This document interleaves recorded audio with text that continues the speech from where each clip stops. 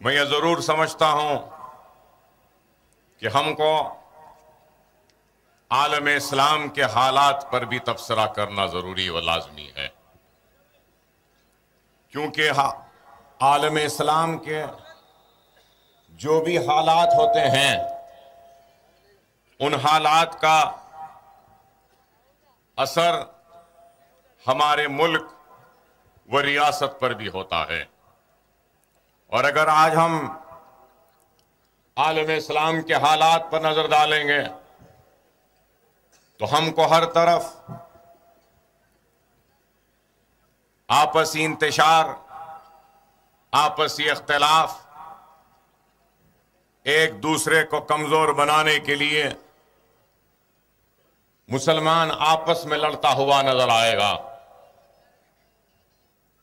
आज यहूद और नसारा और सारी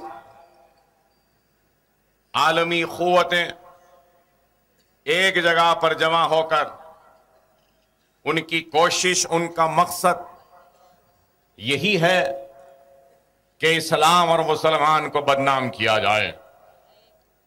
और उनके मंसूबे हैं तो यही है कि किस तरीके से मुसलमान को बदनाम किया जाए और इस्लाम को कमजोर किया जाए। इंतहाई अफसोस के साथ यह कहना पड़ता है कि आज सारे आलम में अगर अफरा तफरी का आलम है, एक इस्तराब की कैफियत है, बेचैनी है, और यह भी एक हकीकत है कि मजहब को नहीं मानने वाले आज एक बड़ी तादाद में हो गए और वो दुनिया का बेचैन इंसान, वो मुस्तरिब दिल, अगर अपने दिल के सवालात के जवाबात को ढूंढने के लिए कई मज़ाहब को के करीब जाता है, कई मज़ाहब को कबूल करता है, लेकिन मज़ाहब के करीब जाने के बावजूद, कबूल करने के बावजूद उसके मुस्तरिब वो बेचैन दिल को करार नहीं मिलता, उसके दिल और दिमाग के वसवसों का जवाब नहीं मिलता और इत्मीनान नहीं मिलता। लेकिन वही बेचैन दिल, वो मुस्तरिब दिल, वो वसवसे भरे दिमाग, वो सवालात को लेकर जब एक इंसान इस्लाम के तरफ रुजू होता है और ला इलाहा इल्लल्लाह मुहम्मद रसूलुल्लाह कलमा पढ़ता है, तो वो बेचैन दिल को, वो मुस्तरिब दिल को, वो ख्यालों में रहने वाले वो दिमाग को, वो सवालात से भरे उस बेचैन इंसान को अगर चैन मिलता है और सवालात का जवाब मिलता है, वो इत्मीनान मिलता है, तो अल्हम्दुलिल्लाह वो मज़हब इस्लाम में मिलता है, कुरान में मिलता है और कलमे में मिलता है। यही बात है कि आज दुनिया को बुरा मालूम होती है और यही वजह है कि इंसान और इंसानियत जो इस्लाम के तरफ रागिब हो रही है, खींच कर आ रही है, तो इससे आज दुनिया इस्लाम को और मुसलमान को बदनाम करने की साजिश करती है। और एक तरफ बदनाम करने की साजिश रचाती है और दूसरी तरफ मुसलमान को आपस में लड़ाकर उनको कमजोर करती है। आज अगर हम देखें तो सीरिया में क्या हो रहा है, शाम में, आज मिस्र में क्या हो रहा है, तुनेसिया में क्या हुआ, लीबिया में क्या हुआ, बहरीन में क्या हो रहा है, इराक में क्या हो रहा है, पाकिस्तान में क्या हो रहा है, बांग्लादेश में क्या हो रहा है। आज जितने भी इस्लामी मुमालिक हैं जहां पर अल्लाह सुब्हानहू व तआला ने मुसलमानों को पेट्रोल की दौलत से नवाजा है, तो सोने की दौलत से नवाजा है, तो आज मुसलमानों को आपस में लड़ाकर यहूद और नसारा अपनी ताकत को गालिब लाने के लिए, गालिब करने के लिए हमको आपस में लड़ा रहे हैं। मैं इस बहस व हुज्जत में नहीं जाना चाहता कि बशर अल असद अच्छा है या बुरा, सही है या गलत। मैं इस बहस व हुज्जत में जाना नहीं चाहता कि मिस्र के हुसैनी मुबारक सही थे या गलत थे, अच्छे थे या बुरे थे। मैं इस बहस व हुज्जत में जाना नहीं चाहता कि मुअम्मर गद्दाफी सही था या गलत, अच्छा था या बुरा। मैं उस बहस में जाना नहीं चाहता कि तुनीसिया के सदर अली सही थे या गलत थे। मैं यमन के उस सदर के अच्छाई या बुराई पे बहस करना नहीं चाहता, सही या गलत फैसले पे तबसरा करना नहीं चाहता।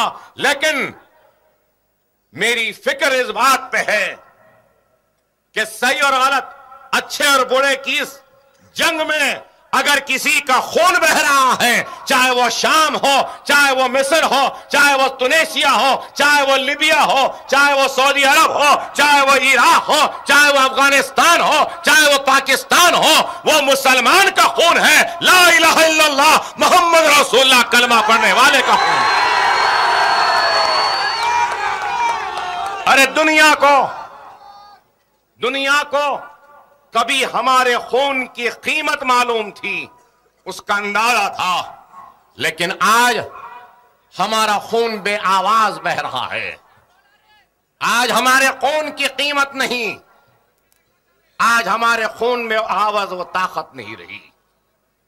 अरे इस हकीकत से कोई इनकार नहीं कर सकता कि सारी दुनिया की दौलत एक जगह आ जाए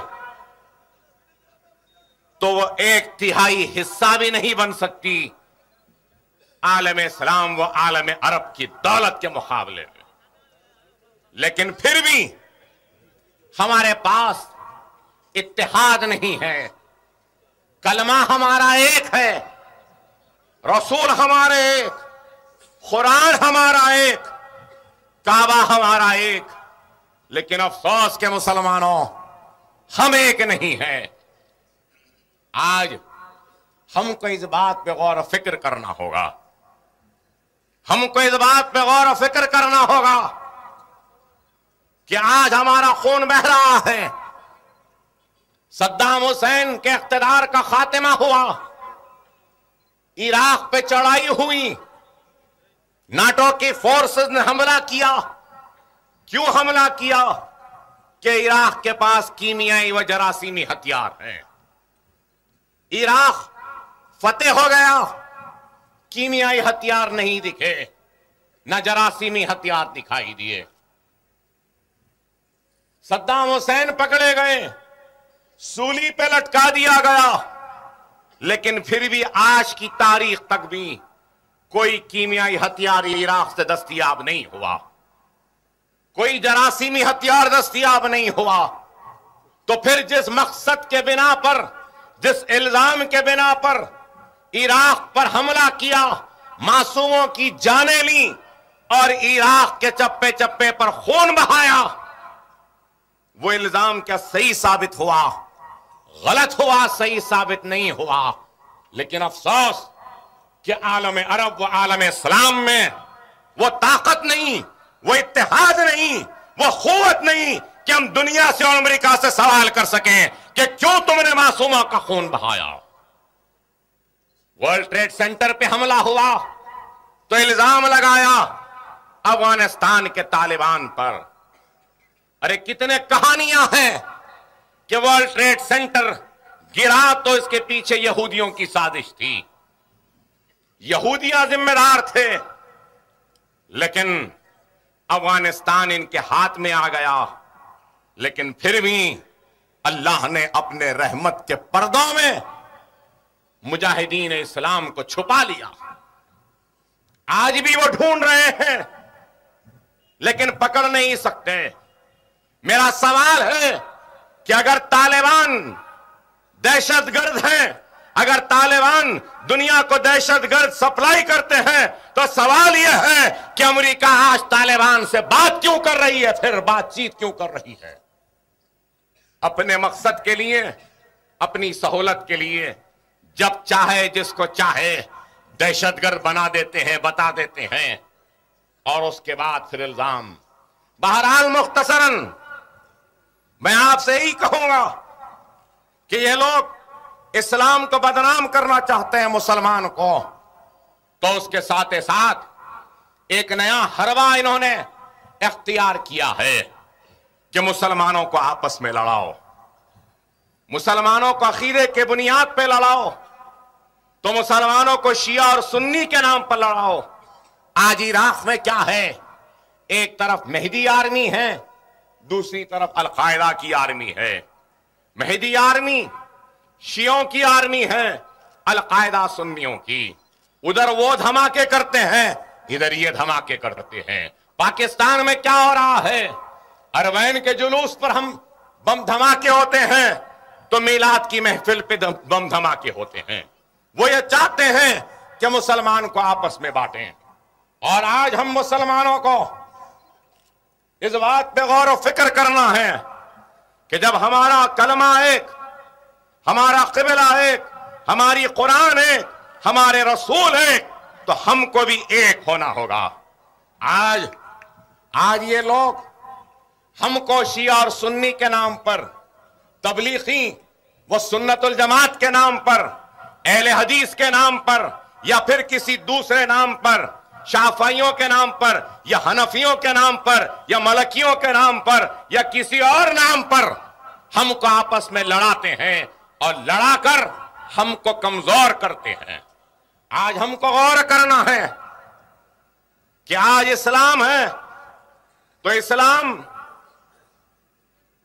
की बुनियाद क्या है, पिलर्स ऑफ इस्लाम क्या है, इस्लाम क्या है, आज हमको इस बात पे गौर करना है।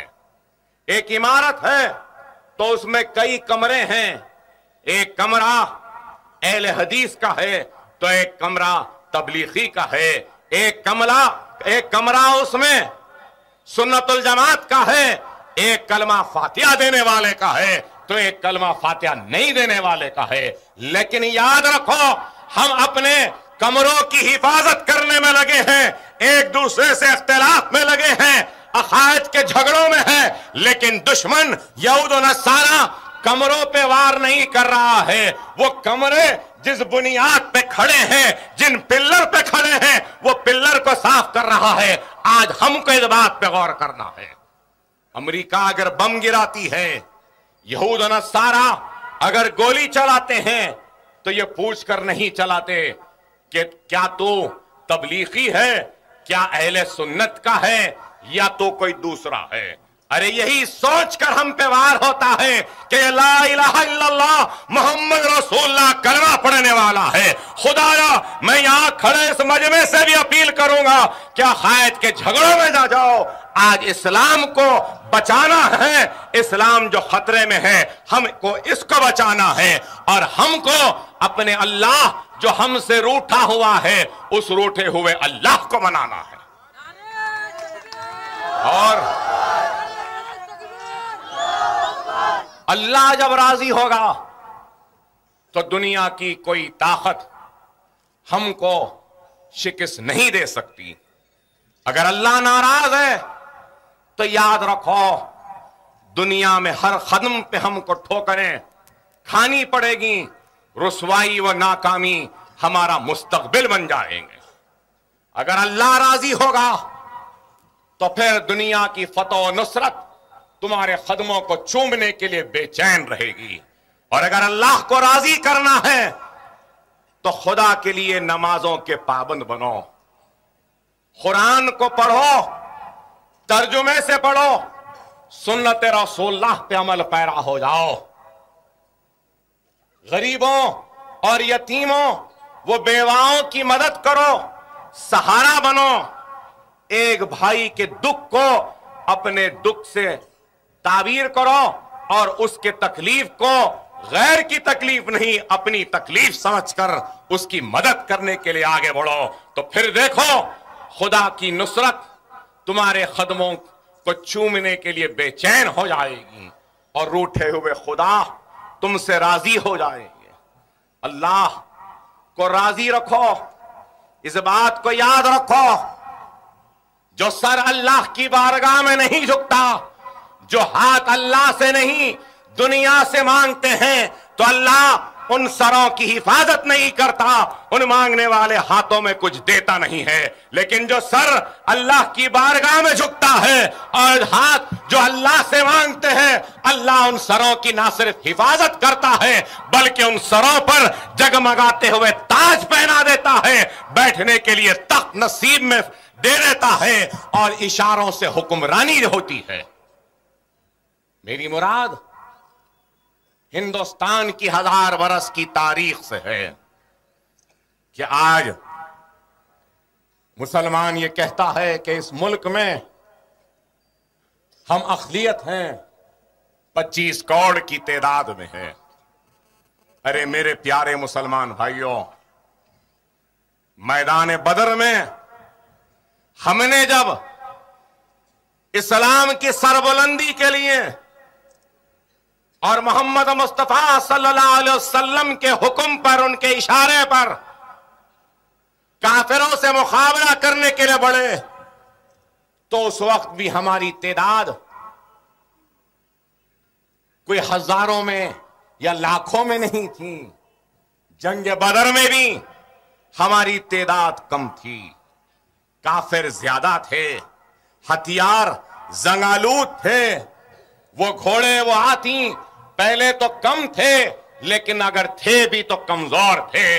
अरे इस्लाम और मुसलमानों का ये आलम था कि भूख और फाका कशी का, कि कई कई दिन से खाना नहीं खाए थे, तादाद कम थी, कमजोर थे, भूखे थे।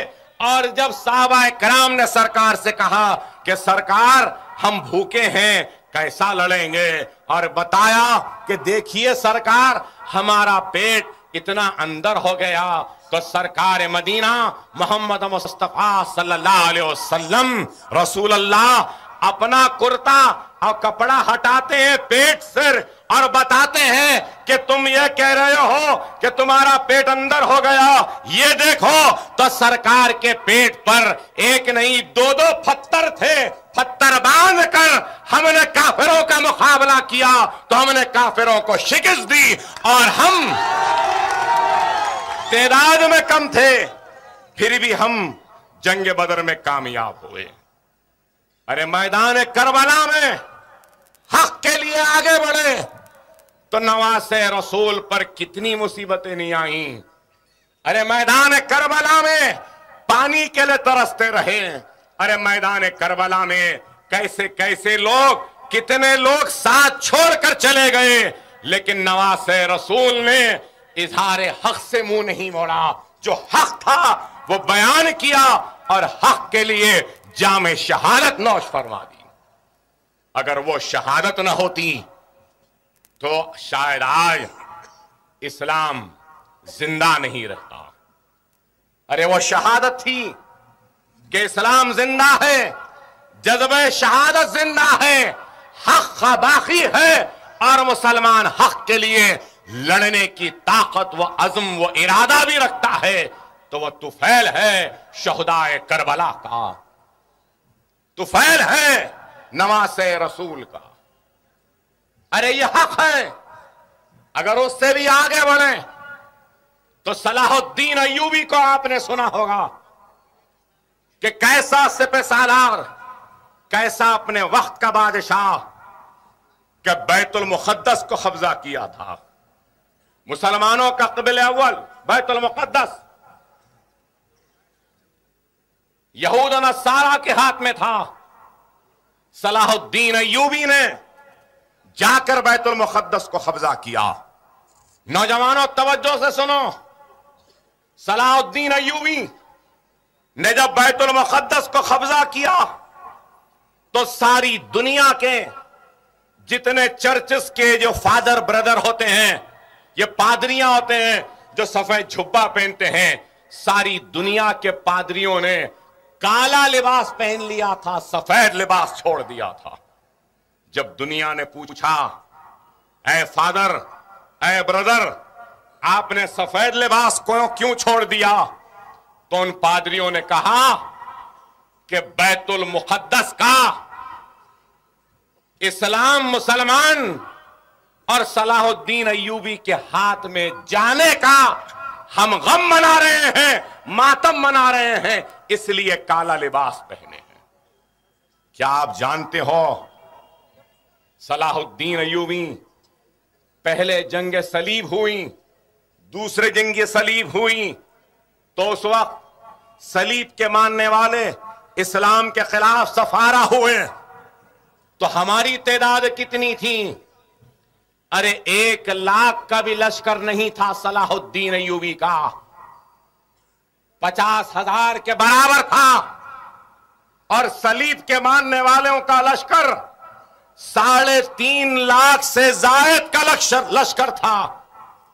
एक मुसलमान को 100-100, 150-150, 200-200 सलीब के मानने वालों से मुकाबला करना पड़ता।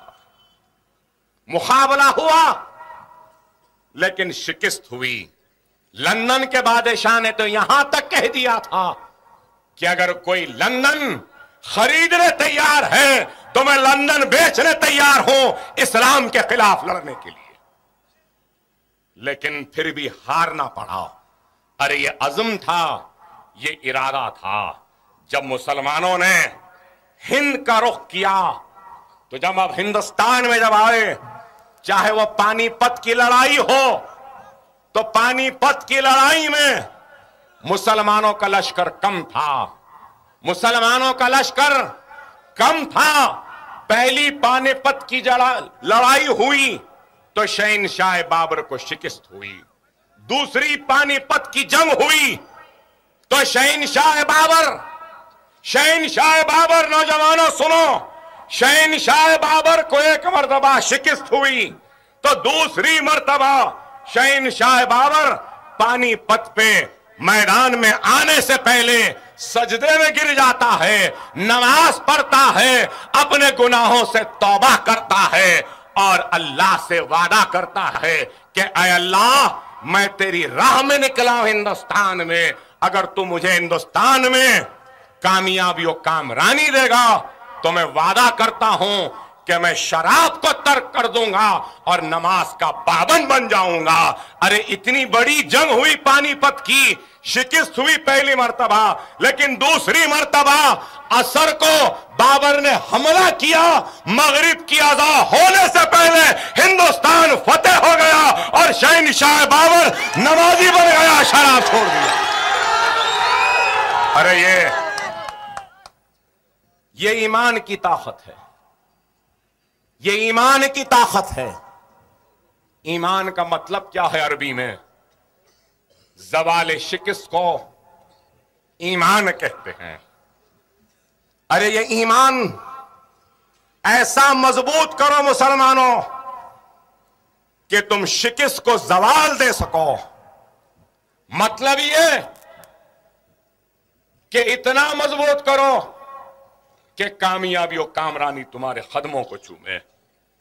और अगर तुमको कामयाब होना है तो याद रखो, अपने रूठे हुए अल्लाह को मना लो, अपने गुनाहों से तौबा करो, शराब से दूर रहो, जिना से दूर रहो, जुए से दूर रहो, अक्ल हलाल की कमाई खाओ, रूखी सूखी ही क्यों नहीं, हलाल की कमाई खाओ, गरीबों की मदद करो, बेसहारों का सहारा बनो, यतीमों के सर पर शफकत का हाथ रखो, बेवाओं की मदद करो, मजलूम की आवाज बनो। तो फिर देखो अल्लाह सुब्हानहू तआला तुमको कामयाब व कामरान कर देगा दुनिया में। खुदारा मेरे प्यारे मुसलमानों, हिंदुस्तान में हमने 1000 बरस तक हुक्मरानी की। हमारे बैठने के लिए तख्त थे, सर पे जगमगाते हुए ताज थे, ये इशारों से हुक्मरानी थी। तो हमने इस मुल्क के चप्पे चप्पे पर हुक्मरानी की और हमारी अजमत के निशानियां छोड़ी। ताजमहल आज हमारी अजमत और हमारी हुक्मरानी की निशानी बनकर आज तक भी खड़ा हुआ है। हमारे आज अजमत और हुक्मरानी के निशानियां ताजमहल की शक्ल में है, तो लाल किले की शक्ल में है, आगरे के किले की शक्ल में है, तो फिर कुतुब मीनार की बुलंदी में है, तो चार मीनार के उन चार मीनारों की बुलंदी में है, तो किले गोलकुंडा कि उस मजबूत फसील पे है, या लाल किले की तरह है, या तो फिर बीजापुर के मजबूत किले की तरह है। अरे कहां कहां बताऊं कि हिंदुस्तान के चप्पे चप्पे पर हमारी अजमत की निशानियां मौजूद हैं। और दुनिया अगर हिंदुस्तान को आती है तो हमारे आबा व अजदाद व हमारे असलाफ की यादगारों को देखने आती है। अगर दुनिया को हिंदुस्तान रागिब करता है, खींचता है, बुलाता है, तो खुदा की कसम दुनिया से आने वाला कोई राम की या कृष्णा की मंदिर देखने नहीं आता,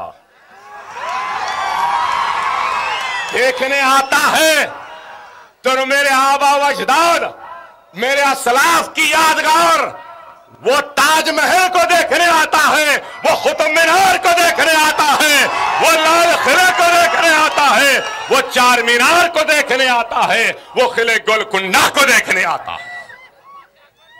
लेकिन मेरे मुसलमानों, इस हकीकत को न भूलो, वो तुम्हारी अजमत की निशानी है, तो उसके साथ साथ इस हकीकत को भी मानो कि वो तुम्हारे अज़म, तुम्हारे इरादे, तुम्हारे ताकत, तुम्हारे इत्तेहाद की भी निशानी है कि तुम मुत्तहिद थे, तुम मुनज़्ज़म थे, तुम्हारे अज़म में ताकत थी, इरादों में जुनून था कि तुम ऐसे इमारतों को तामीर कर सके, बना सके, जो आज तक इस दुनिया में तुम्हारे इख्तिदार के खात्मे के बाद भी खड़े हुए हैं।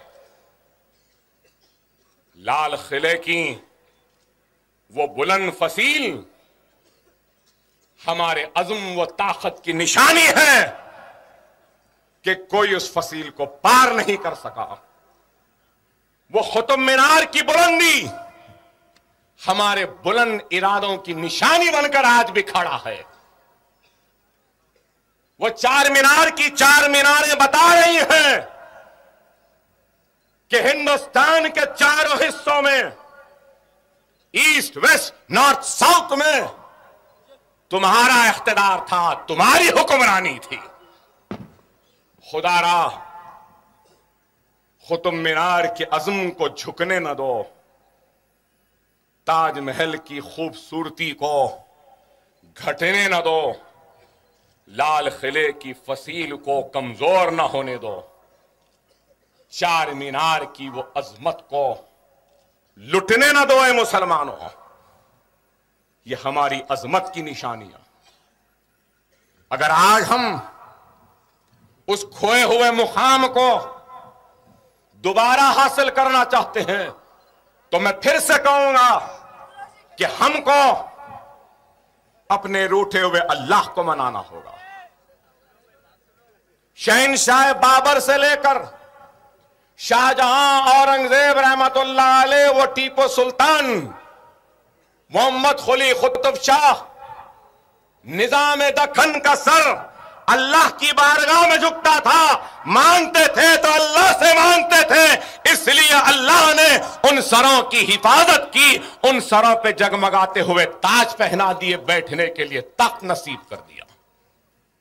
अगर तुम भी खोई हुई अजमत को, वखार को बहाल करना चाहते हो, तो तुमको भी अपने रूठे हुए अल्लाह को मनाना होगा।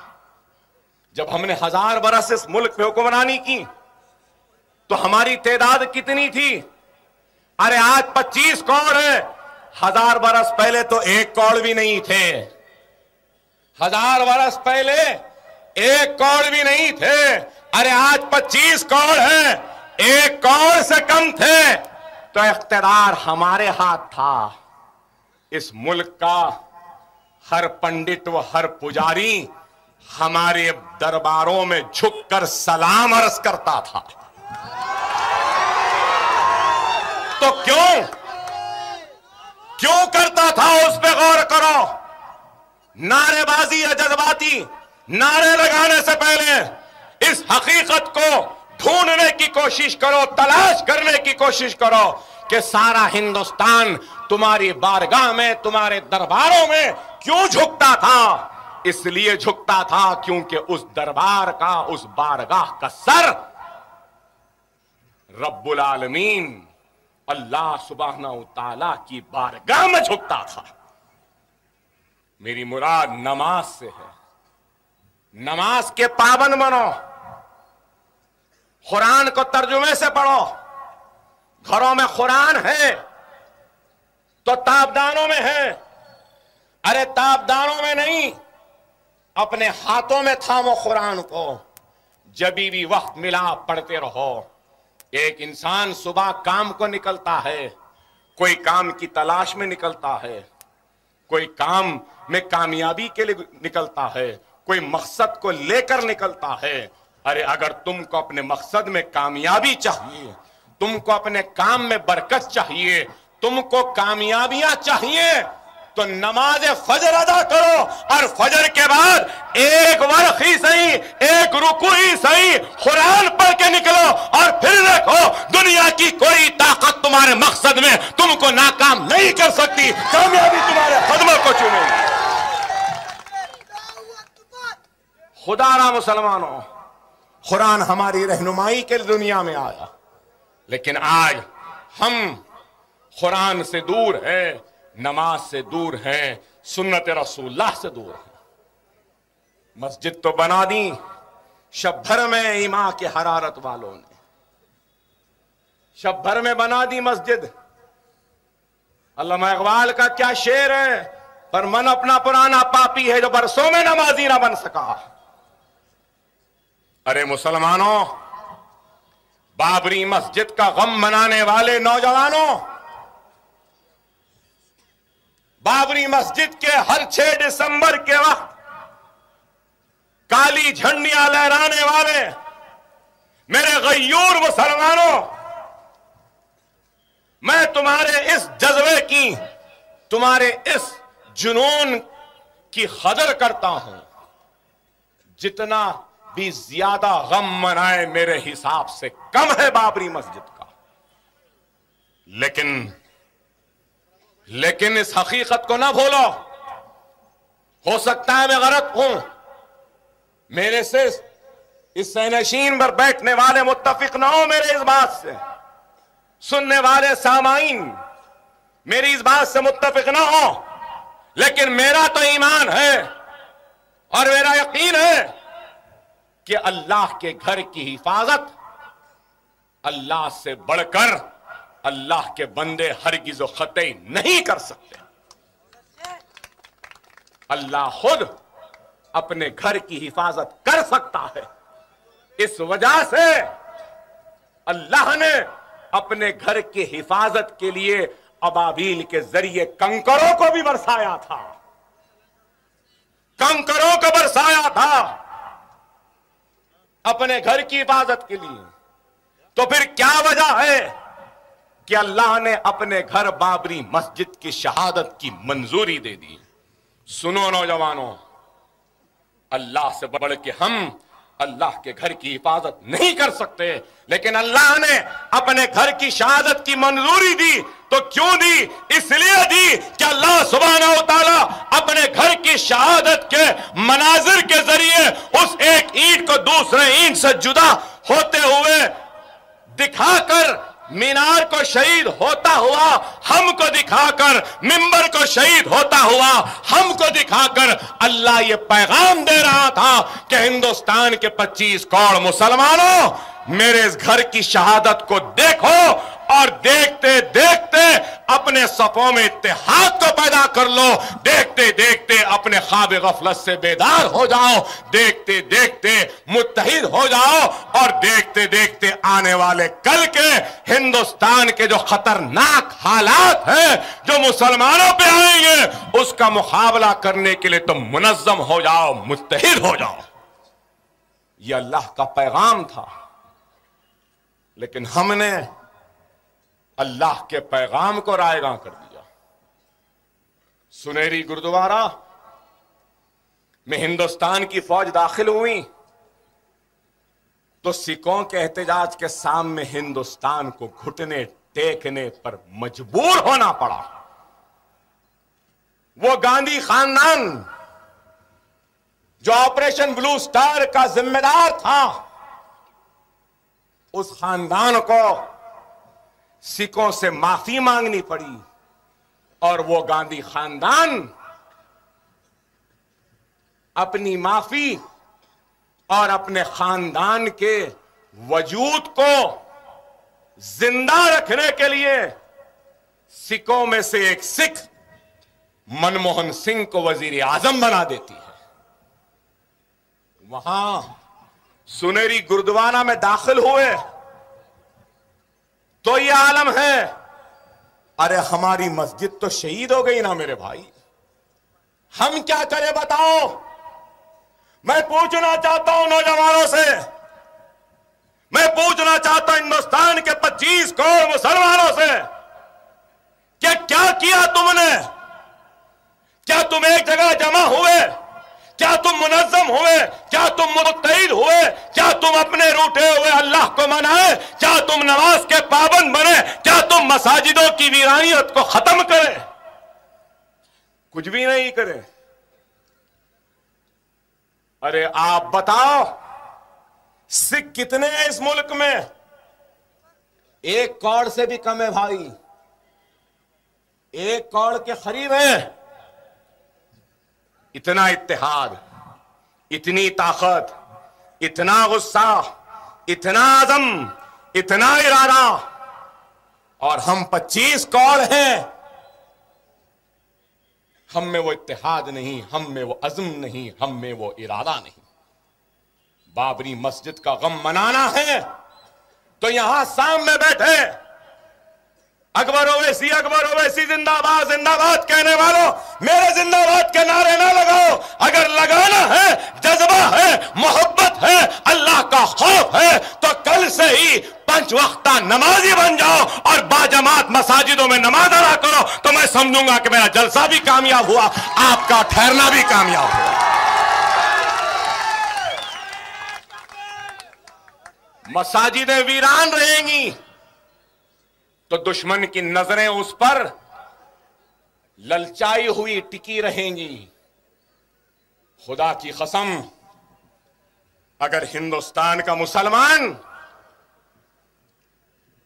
जो बेनमाजी है नमाज का पाबंद बन जाएगा, मसाजिदों को जाकर बाजमात नमाज अदा करेगा और मस्जिदें नमाजियों से भर जाएगी, तो मैं कहता हूं हिंदुस्तान में किसी की मां नहीं जनी जो हमारे मस्जिद पे नजर उठाकर देखे। कोई माए का लाल अभी पैदा नहीं हो सकता हमसे मुकाबला करने के लिए। तुम सिर्फ मस्जिद का रुख कर लो और फिर देख लो, ये परेशान हो जाएंगे। अरे आज हिंदुस्तान में क्या हालात है, गौर करो मेरे भाई। बाबरी मस्जिद हमारी शहीद हुई, उसके बाद सरों और सीनों पे गोलियां हमारे बच्चों पे चले, ताड़ा के नाम पर जेल में बच्चे हमारे गए, नस्ल कशी का फिसाद बंबई गुजरात में हमारे ऊपर हुआ, इस्मत हमारी लुटी, आबरू हमारी लुटी, बच्चे हमारे यतीम हुए, सुहाग हमारे उजड़े, बस्तियां हमारे जले, खून हमारा बहा, उसके बाद भी हम में इत्तेहाद नहीं आया। तो बताओ अल्लाह मदद करे तो कैसे मदद करेगा? बताओ। अरे कैसे कैसे वाकयात है। नारे तकबीर जिंदाबाद के नारे, नारे तकबीर अल्लाह अकबर या अकबर ओवैसी जिंदाबाद के नारे लगाने वाले जज्बाती मुसलमानों, मैं तुम्हारे जज्बात की कदर करता हूं, लेकिन गुजरात को जलता हुआ तुमने नहीं देखा, मैंने देखा है। बंबई को लुटते हुए तुमने नहीं देखा, मैंने देखा है अपनी आंखों से। कैसे कैसे हालात को देखा है मैं जानता हूं, मेरा दिल जानता है। बाबरी मस्जिद के बाद जब गुजरात में फिसाद हुआ तो कैसे दवाखाने भरे पड़े थे मुसलमानों की लाशों से, मैंने देखा है। कैसे मेरी बस्तियों को जलता हुआ मैंने देखा है। कैसा मासूम बच्चों को बिलबिलाता हुआ मैंने सुना है, मैंने देखा है। कैसा तड़पते हुए मुसलमानों को मैंने देखा है। अगर वो दिन को याद करता हूं तो आज भी मेरी आंख भर आती है, मेरी आवाज में थरथराहट आ जाती है, मेरे दिल में इंतकाम का जज्बा आ जाता है और दिल कहता है कि निकल जाऊं और मर जाऊं और उनसे इंतकाम ले लूं जिन्होंने मेरी इस्मत को लूटा, मेरी आबरू को लूटा, मेरे बच्चों के गले काटे। अरे दवाखाने को गया था, सुहाग का जोड़ा लाल है एक लड़की पर, खूबसूरत है, बमुश्किल 19 या 20 साल की होगी, दामन पूरा लोचा हुआ है, तार तार है, कपड़े फटे हुए हैं और तड़प रही है बच्ची। सकते के आलम में है, सदमे के आलम में है, डॉक्टर्स है के घिरे हुए हैं। कोई बच्ची को हिला रहा है, कोई बच्ची को मार रहा है, कोई बच्ची को उठा रहा है, कोई रो रहा है, चीख रहा है, कोई कह रहा है उठ जा लड़की, उठ जा लड़की। 10 दिन हो गए ना तूने आवाज लगाई, 10 दिन हो गए ना तूने हिचकी ली, 10 दिन हो गए तूने एक खतरा आंसू नहीं बहाया, 10 दिन हो गए तूने मुस्कुराया तक भी नहीं। अरे तू क्यों सी सदमे में है? निकल जा कह रहे हैं, मार रहे हैं, हिला रहे हैं। मैंने जब जाकर डॉक्टरों से पूछा कि भाई क्यों मार रहे हो, तो डॉक्टरों ने कहा कि मिस्टर अकबर, अगर हम इस बच्ची को मारेंगे नहीं, जगाएंगे नहीं, उठाएंगे नहीं, रुलाएंगे नहीं, तो यह बच्ची 1 घंटे में मर जाएगी। मैं भी जाकर हिलाने लगा। उस बच्ची में मुझे अपनी मां, अपनी बहन की सूरत नजर आने लगी। हिलाने लगा, उठ जा मेरी बहन, उठ जा, उठ जा मेरी बहन, उठ जा, चीखता रहा। मेरी बहन उठने का नाम नहीं ले रही है, आंख खुले बस सदमे में है, सकते में है। घंटे भर तक उठाने की कोशिश करता करता थक गया, रोता रोता दवाखाने से निकल गया। दवाखाने से बाहर जब निकला तो एक 9 या 10 साल का बच्चा आया। मैं रोते हुए आंसू पोंछता हुआ जा रहा था। वो लड़का आता है, शेरवानी को यूं खींचता है। मैं यूं नीचे देखा तो बच्चा है, कुर्ता पैजामा है, फटा हुआ है, धब्बे हैं, उसको भी जख्म है, मार है। और वो लड़का मुझसे पूछता है, बताए भाई क्या तू मुसलमान है? मैंने उस मासूम से कहा हां मैं मुसलमान हूं, तेरा भाई हूं। तो मासूम बच्चे ने कहा क्या नाम है? मैंने कहा मेरा नाम अकबर है। तो कहने लगा अकबर भाई तुम पहले मुसलमान हो जो 10 दिन के बाद ही कम से कम दवाखाने में आकर मुसलमानों की हाल चाल पूछने और देखने को तो आए, अब तक कोई भी नहीं आया। मैंने उस बच्चे को उठा लिया, कहा कि तुम्हारे बाबा कहां हैं, तुम्हारी मां कहां है, तुम्हारा घर कहां है, तुम यहां क्यों हो?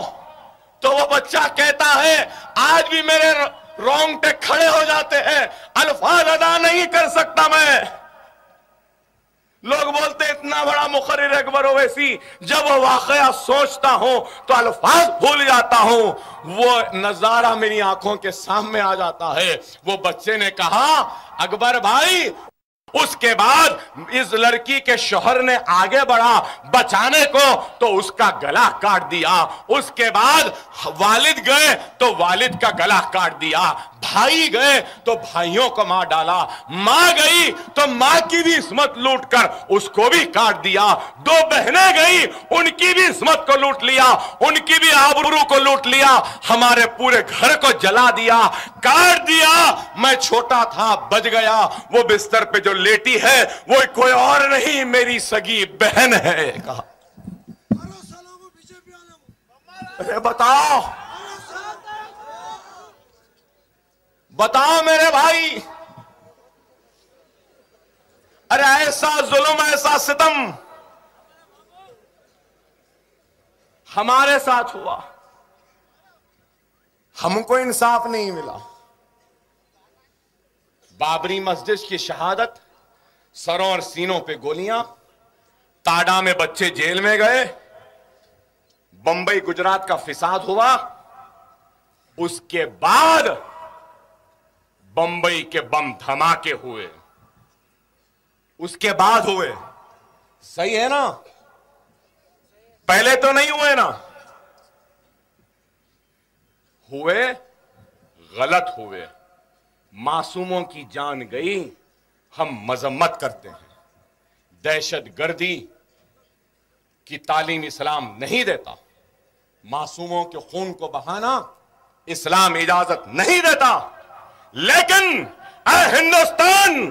हिंदुस्तान, अगर तू बाबरी मस्जिद की शहादत न की होती, हमारे सरों और सीनों पे गोलियां न चलाई होती, हमारी इज्जतों को न लूटा होता, हमारी आबरूओं को न लूटा होता, हमारे बच्चों के गलों पे छुरियां न चलाई होती, हमारे बस्तियों को न जलाया होता, तो बंबई के धमाके भी नहीं होते थे।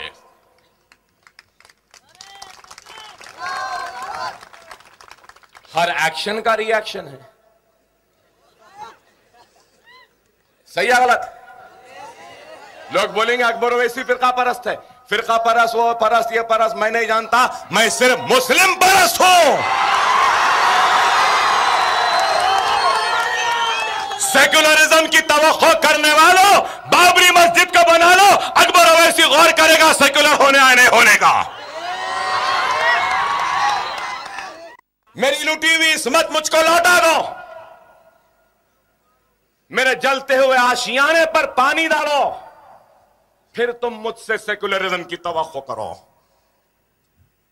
बाबरी मस्जिद शहीद करने वालों को आज तक सजा नहीं हुई, आज तक नहीं हुई।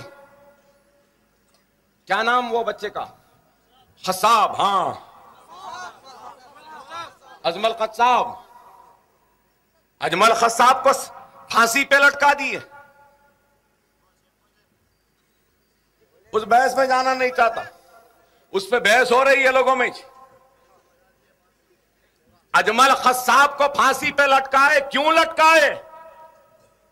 पाकिस्तान से आया, पानी के जरिए हिंदुस्तान में आया, हथियार लाया, साथियों के साथ आया, बंबई में इंडिया गेट पे उतर गया, ताज होटल में घुस गया, मासूमों पे गोलियां चला दी, 200 मासूम हिंदुस्तानी शहरियों का कत्ल कर दिया, गोलियां चलाई।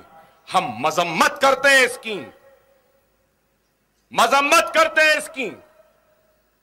वो पाकिस्तानी था, पाकिस्तान से आया, गोलियां चलाया, मार दिया, तो फांसी पे लटका दिए। गुजरात में 2000 मुसलमानों का कत्लेआम करने वाला वो नरेंद्र मोदी पर आज भी एक मुकदमा नहीं हुआ, आज भी जेल की सजा नहीं मिली, कोई उसको सजा नहीं दी जाती। आज वो हिंदुस्तान का वजीर आजम बनने का ख्वाब देखता है।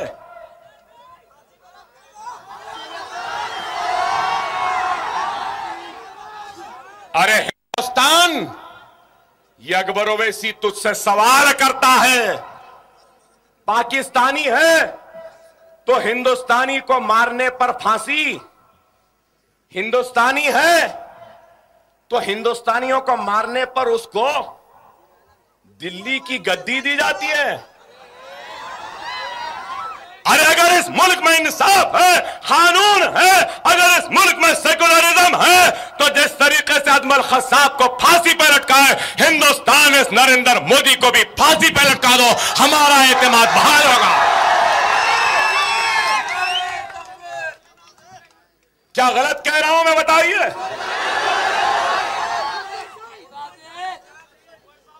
और अगर तुम वाकई में हिंदुस्तान के मुसलमानों या आंध्रा का मुसलमान सारे हिंदुस्तान के मुसलमानों को पैगाम देता है कि अगर आंध्रा के मुसलमानों की तरह 25 करोड़ मुसलमान अगर मुनज्जम हो जाएगा, मुत्तहिद हो जाएगा, तो खुदा की कसम बहुत जल्द मोदी तख्ते पर लटकता हुआ हमको दिखाई देगा।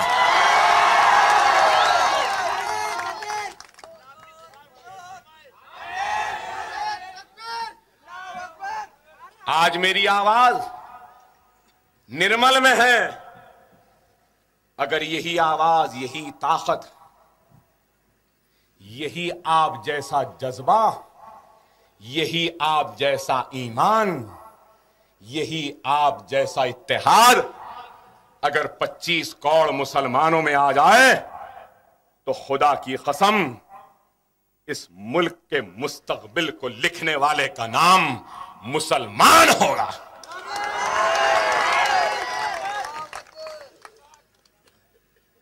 बाबरी मस्जिद की सजा अब तक नहीं हुई, टैगर मेमन को सजा हो गई, उनके खानदान वालों को हो गई, सबको हो गई। बम धमाका पहले हुआ, बाद में हुआ, पहले हुआ सो उसकी सजा अब तक नहीं हुई, अब तक नहीं हुई। अरे हिंदुस्तान, अगर तुझ में इंसाफ है, तुझ में इखलास है, तुझ में हिंदुस्तानी मुसलमानों से मोहब्बत है, और तू इनके बेचैनी को चैन में तब्दील करना चाहता है, तू इनको हिंदुस्तान के इस धारा में लाना चाहता है, तो तू उनके साथ इंसाफ कर, उनको उनका हक दे। हमारी मसाजिदें शहीद होती हैं, आज हमारी इज्जत, इस्मत, आबरू सब इनके रहमो करम पर, हमको इंसाफ नहीं मिलता। गोपाल सिंह कमीशन बना, सच्चर कमेटी बनी, रंगनाथ मिश्रा कमेटी बनी, क्या इंसाफ मिला? SC ST के लिए सब प्लान आया, SC ST के मुलाजिमत के लिए राज्यसभा में बिल लाती है कांग्रेस, सोनिया गांधी मायावती को मनाने के लिए बिल लाते हैं। मतलब यह कि सरकारी मुलाजिमत में तरक्की भी होगी तो रिजर्वेशन के हिसाब से होगी, काबिलियत पे नहीं होगी, दियानतदारी पे नहीं होगी, ईमानदारी पे नहीं होगी, सीनियरिटी पे नहीं होगी, होगी तो किस पे? SC है क्या, ST है क्या, रिजर्वेशन की बुनियाद पर। उनको रुझाने के लिए सब कुछ, मुसलमानों के लिए कुछ भी नहीं, बराबर SC STs को भी देना चाहिए। दस्तूर में तब्दीली लाकर सारे हिंदुस्तान में मुसलमानों को रिजर्वेशन क्यों नहीं देते, मेरा सवाल है। मनमोहन सिंह से मेरा सवाल है सोनिया गांधी से, मेरा सवाल है राहुल गांधी से, मेरा सवाल है हिंदुस्तान के हर सेक्युलर जमात के कायद से, और मेरा सवाल है हिंदुस्तान के सेक्युलर अवाम से भी। SC ST से भी पिछड़े हुए कोई है तो मुसलमान है, लेकिन उनको इंसाफ नहीं, उनको रिजर्वेशन नहीं। दस्तूर में तब्दीली लाओ ना, नहीं लाते। आसाम में कैसे फिसाद हुए, गुजरात में फिसाद हुआ तो चाकुआ चले, तलवार चले, केमिकल्स डाले, पेट्रोल डाले, मारे, लठा थे, लाठियां थी, चाकू थे, बर्चे थे, तलवार थे। लेकिन आसाम में तो नया फिसाद हुआ, गोलियां चली। मुसलमान जहां हैं AK-47 लिए टर गोली चलाए चले गए, मुसलमानों को मार के चले गए। हिंदुस्तान खामोश। इंसाफ करने के बजाय कहते हो कि ये बांग्लादेशी हैं। अगर बांग्लादेशी हैं तो अडवाणी तू कहां का है?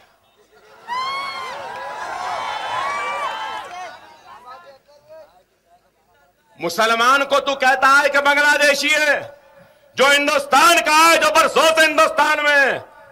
अरे तू तो भागकर भगोड़ा है, भागकर आया था हिंदुस्तान को।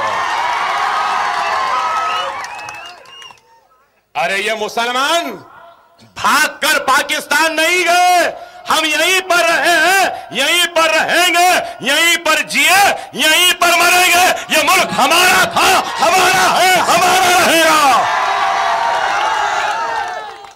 हमको जाने की बात कहने वालों, खुदा ना खास्ता, 1000 मर्तबा खुदा ना खास्ता, पहले तो नहीं जाने वाले।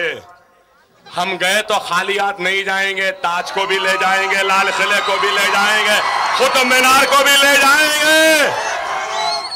बचेगा क्या? अयोध्या की वो टूटी फुट्टी राम की मंदिर बचेगी, वो अजंता एलोरा की नंगी नंगी मूर्तियां बचेंगी, और क्या रहेगा? अरे हम मरते भी हैं तो इस जमीन में 2 गज जमीन लेकर दफनाते हैं, क्योंकि हमको इस मिट्टी से मोहब्बत है। तुम मरते हो तो जलकर फिजाओं में आवारा की तरह चले जाते हो। हमको मोहब्बत है इस मुल्क से। ये मुल्क हमारा था, हमारा है, हमारा रहेगा। ऐसे मोडियां बहुत आए, बहुत चले गए। आज लोग बोल रहे हैं मोदी गुजरात जीत गया, वजीर आजम बन जाएगा। देखेंगे कैसा बनता है। और लोग मुसलमान को डरा रहे हैं।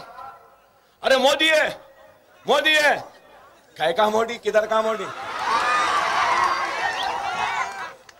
आजा बाबा, एक मर्तबा हैदराबाद आजा, बता देंगे।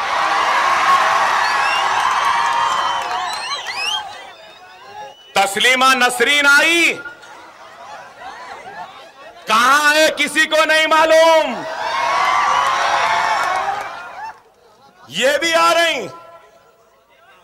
अरे हिंदुस्तान, हिंदुस्तान, हम 25 करोड़ है ना, तुम 100 करोड़ है ना, ठीक है। तुम तो हमारे से इतने ज्यादा है। 15 मिनट के लिए पुलिस को हटा लो, बता लेंगे किसमें हिम्मत है, कौन ताकतवर है। 15 मिनट हटा लो।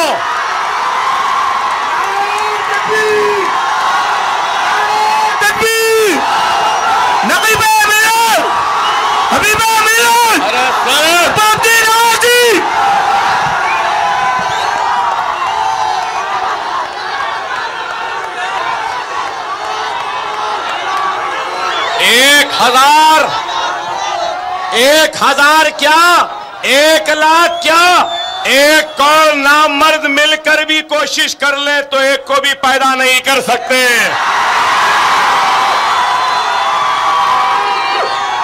और ये लोग हमसे रास मुकाबला नहीं कर सकते।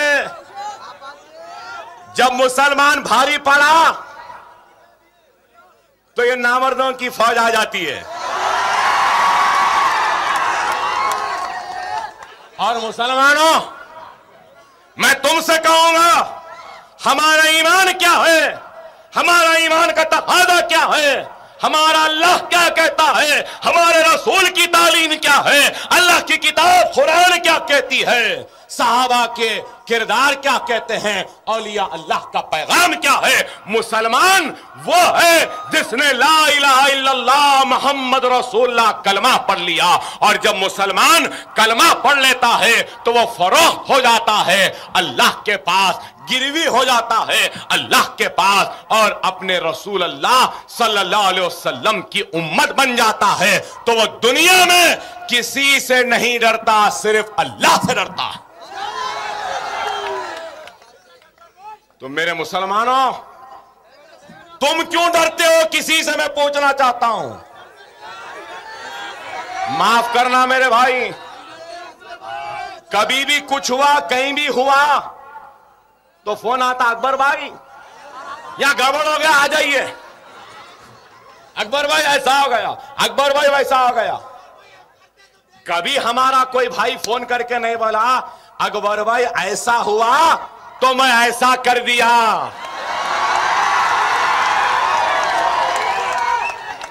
आइंदा फोन आया तो बोलना, ऐसा हुआ था अब ऐसा कर लिया, अकबर भाई अब तुम संभाल लो। अरे ये जज्बा होना है। डरने वाले को दुनिया डराती है, और जो दुनिया को डराने निकलता है दुनिया उससे डरती है। इस चीज को याद रखो।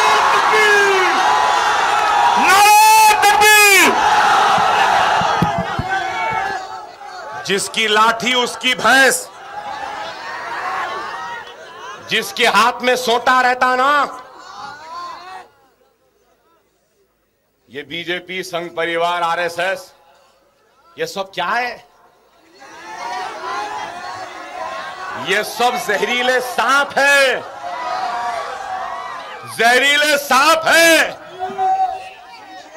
सांप कैसा नाचता देखे ना, नाचते हुए सांप, जहरीले सांप को शेर बबर की जरूरत नहीं है भाई।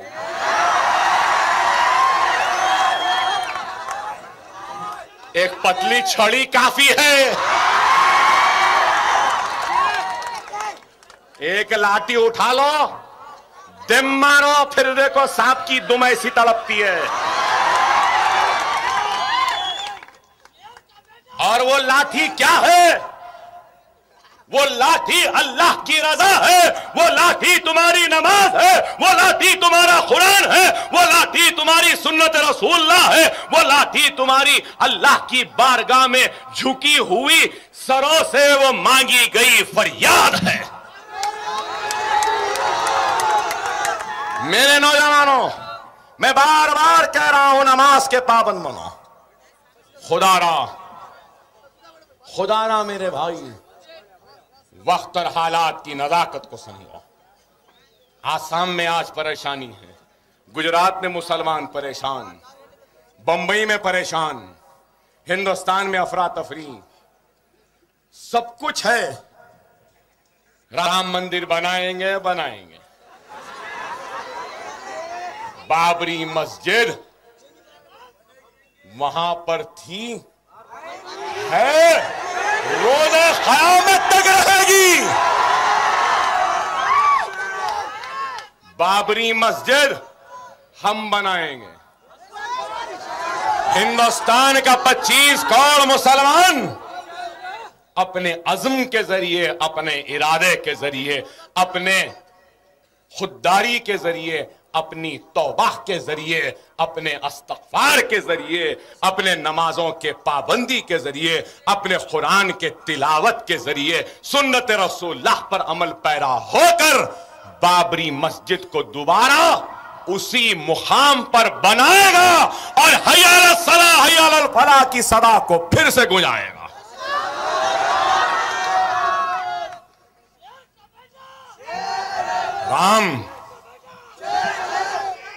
रामचंद्र जी यहां पैदा हुए, वहां पैदा हुए। अकबर ओवैसी बोले तो बोलेंगे अकबर ओवैसी कम्युनल है, मैं कुछ बोलूं तो बोलेंगे कम्युनल है। राम जेठमलानी क्या बोला साहब, क्या बोला? उन्हें बोला कि ये हिंदुइज्म है ही नहीं, राम था ही नहीं।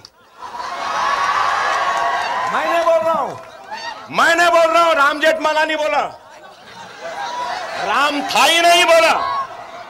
और बोला कि सबसे गंदा आदमी जो औरतों का एहतराम नहीं करता वो राम था बोला।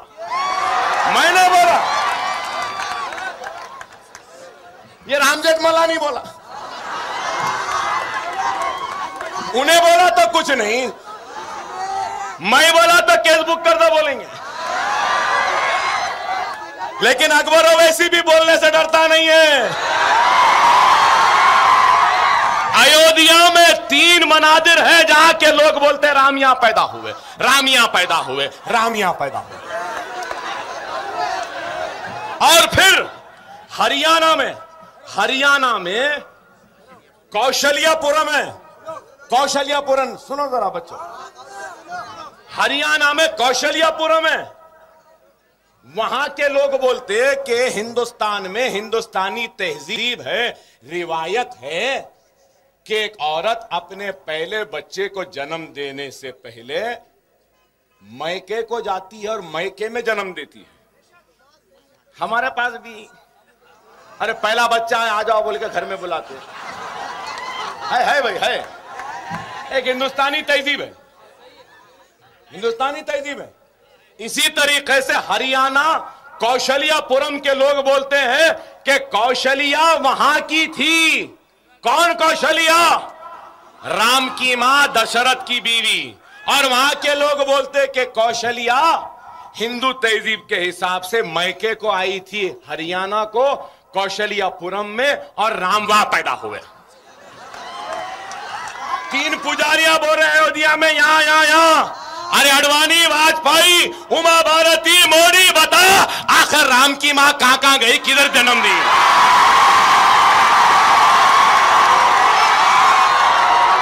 कहां जन्म दिए? हमारे गुरुजी रवैसी। अरे 1 लाख 2 लाख नहीं, लाखों साल पहले। कितने? 15 लाख साल पहले के। यहां 200-400 साल की तारीख नहीं मालूम करते हैं, इनको 18 लाख साल पुरानी तारीख बताइए। अरे आप बताओ मेरे भाई। बहरहाल एक अजीब गरीब सूरत हाल है।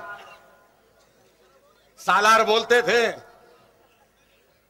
हर 10 कदम पे, हर 100 किलोमीटर पे जबान बदलती है, तहजीब बदलती है, जीने का सलीका बदलता है, रिवाजें बदलती हैं, तहजीबें बदलती हैं। हद तो ये हो गई कि भगवानों की तस्वीरें भी बदलती।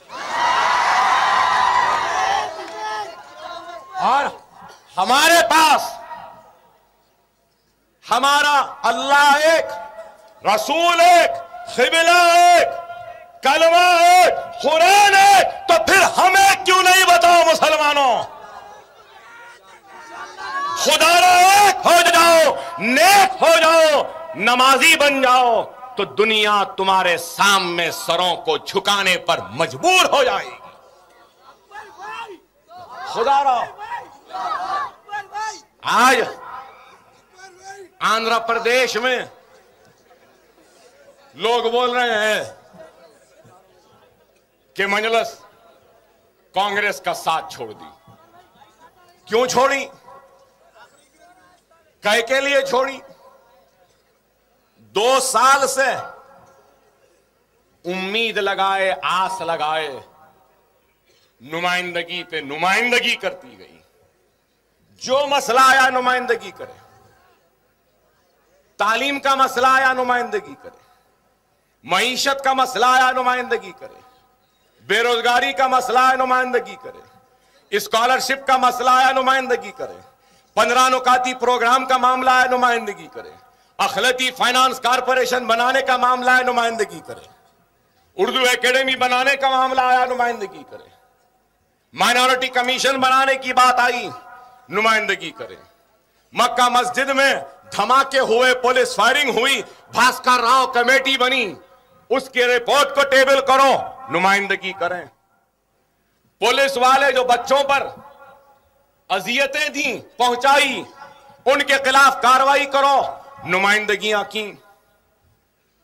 डीएससी में रिजर्वेशन के नाम पर कई जायदादें उर्दू मदारिस में मखलूआ हैं, उनको डी रिजर्व करके मुसलमानों को दो, नुमाइंदगियां करें। प्राइमरी स्कूल्स को हाई स्कूल बनाओ, नुमाइंदगियां करें। जूनियर कॉलेजेस बनाओ, नुमाइंदगियां करें। डिग्री कॉलेजेस बनाओ, नुमाइंदगियां करें। मुसलमानों को घर दो, बेघर हैं, नुमाइंदगी करें। मुसलमान बेजमीन हैं, उनको जमीन दो, नुमाइंदगी करें। मुसलमानों के साथ इंसाफ करो, नुमाइंदगी करें। हमारे बस्तियां गंदगी में है, उनकी गंदगी को खत्म करो, नुमाइंदगी करें। वजीफे नहीं है, वजीफे दो, नुमाइंदगियां करें। अरे हद तो ये हो चुकी, तेलंगाना के मुकदमे वापिस लिए, मुसलमान बच्चों के मुकदमे वापिस लो, नुमाइंदगियां करें। रोडी शीट, हिस्ट्री शीट हमारी खोल दिए, तेलंगाना के एहतजाजियों के रोडी शीट खोली, बंद हो गई। हमारे बच्चों की भी रोडी शीट बंद करो, नुमाइंदगियां करें। हिस्ट्री शीट बंद करो, नुमाइंदगियां करें।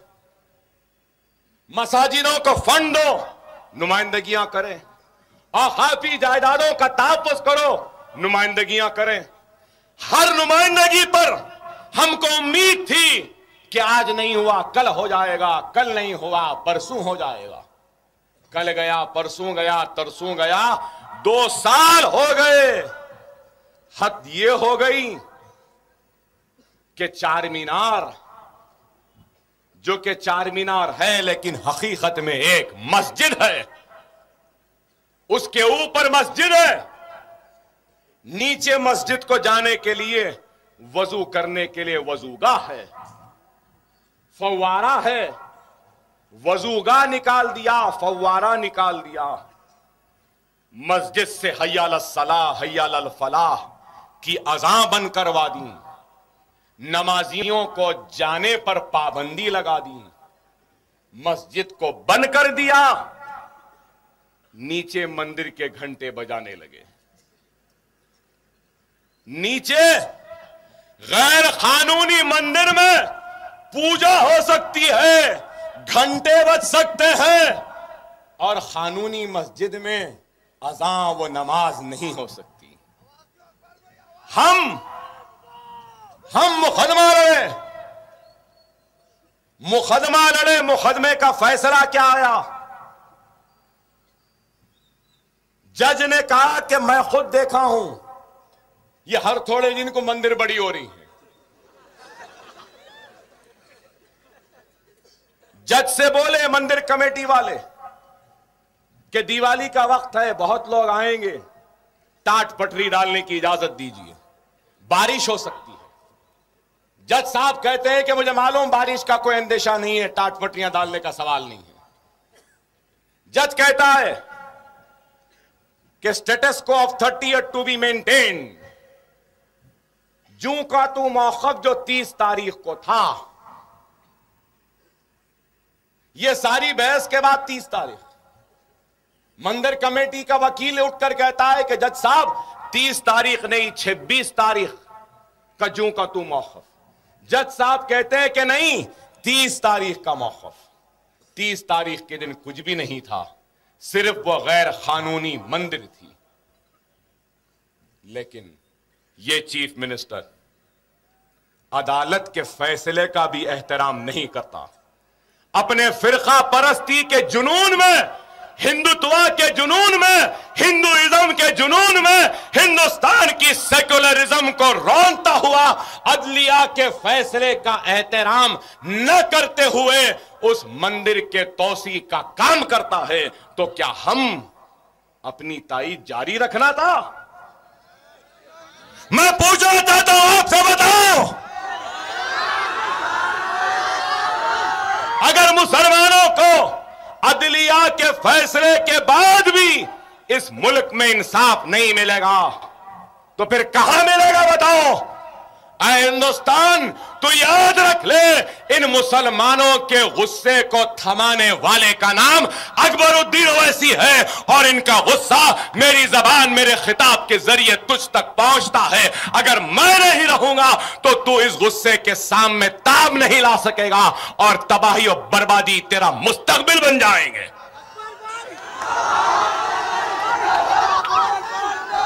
अरे अल्लाह का शुक्र है मेरे सामने ये माइक है, कल को ये माइक नहीं कुछ और था मालूम।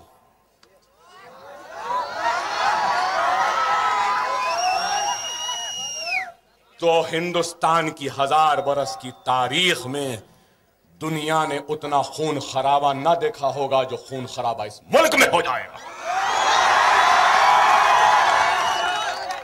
खुदा के लिए हमारे सब्र का और इम्तिहान न लो। 400 चिल्लर उर्दू मदारिस हैं आदिलाबाद में, 18 मदारिस ऐसे जहां पे एक भी टीचर नहीं, एक भी टीचर नहीं। 400 चिल्लर जायदादे मखलूआ हैं आदिलाबाद में स्कूलों में। आपको मालूम, मेरे पास पूरे आदाद और शुमार है। आदिलाबाद डिस्ट्रिक्ट में कितने घर बने मालूम आपको? IAY में 44,663। इसमें कितने घर मिले? मुसलमानों की वोटों को लेने के लिए हमारे दरवाजों पे दस्तक देने वाले फकीरों, गुलामों, कांग्रेस और तेलुगु देशम के पालकड़ों, 44,663 में एक भी घर आदिलाबाद में मुसलमान को नहीं मिला, एक भी घर नहीं मिला। क्या हमारे मुसलमानों को घरों की जरूरत नहीं है?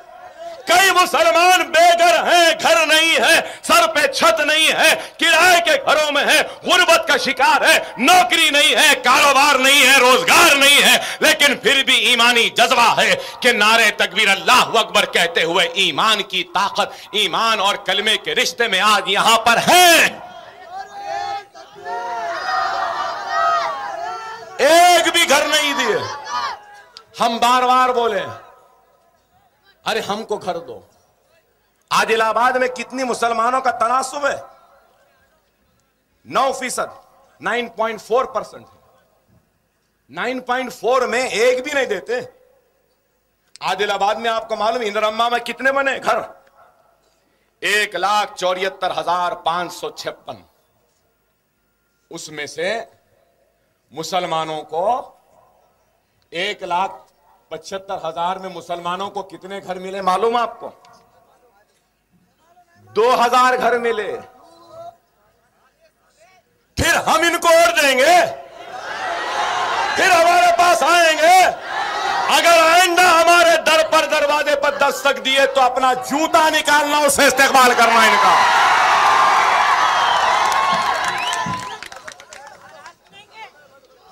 बेघर किसानों को जमीन दिए, बेघर किसानों को जमीन दिए। पूरे रियासत में 5,64,728 एकड़ जमीन दी गई। कितनी? 5,64,728। मुसलमानों को कितना दिए मेरे भाई? कितना दिए? 7,380। यहां हमारी आबादी कितनी है? आदिलाबाद में कितना दिए वो भी बोलता हूं आपको। यहां है मेरे पास आदिलाबाद में जुमला जो घर दिए ना, जो जमीन दिए, आपको सुन के हैरत होगी कि पूरे आदिलाबाद में सिर्फ 6 मुसलमानों को जमीन दी गई। क्या ये इंसाफ है? 15 नुकाती प्रोग्राम में 2006 वो 7 में आया। अब तक 5,000 करोड़ रुपया मुसलमानों पे सर्फ होना था, लेकिन एक पैसा भी खर्च नहीं हुआ। दीनी मदारिस में असातिज़ा की तनख्वाह देना है। क्या निर्मल शहर में एक भी मदरसे को गवर्नमेंट तनख्वाह देती है? नहीं देती। आपके बस्तियों में पानी के लिए पैसा आया, क्या पानी के लाइन आए बस्तियों में? क्या रोड आए? और ये बात 2 साल से मुसलसिल हम बोलते आए हैं, मुसलसिल बोलते आए हैं, लेकिन उसके बाद भी नहीं हुआ। माइनॉरिटी कमीशन बनाओ, नहीं बनाते। खुली कुतुब शाह को पैसे दो, नहीं देते। 15 नुकाती प्रोग्राम में दो, नहीं देते। फाइनेंस कॉरपोरेशन बनाओ, नहीं बनाते। उर्दू एकेडमी बनाओ, नहीं बनाते। काकतिया फेस्टिवल बना रही। ये किरण गया था ना वरंगल को, हाँ हमारे, हाँ क्या होशियार हो गए वे बच्चे, माशाल्लाह। काकतिया फेस्टिवल मनाते, कुतुबशाही फेस्टिवल नहीं मनाते, आसिफ जाही फेस्टिवल नहीं मनाते। तेलुगु का कन्वेंशन हो रहा तिरुपति में, जरूर तेलुगु हमारी रियासत की सरकारी जबान है, अच्छी जबान है, जरूर मनाओ, जरूर दो। उर्दू फेस्टिवल कहीं को नहीं मनाते। हम बोले जाकर कि जितने भी सरकारी तकर्रुरात के इम्तिहानात होंगे, जहां पर भी उर्दू को दूसरी सरकारी जबान का मौक़िफ़ दिया गया है, वहां पे उर्दू में इम्तिहानात होना चाहिए। सिर्फ पुलिस वालों के, कांस्टेबलों के, इंस्पेक्टरों के उर्दू में कर दिए, बाकी को भूल गए। मक्का मस्जिद के धमाकों में बच्चों को सर्टिफिकेट दे दिए, पैसे दे दिए, भूल गए। वो पुलिस वाले जो अजियत दिए उनका क्या? वो जो फायरिंग कराए उनका क्या?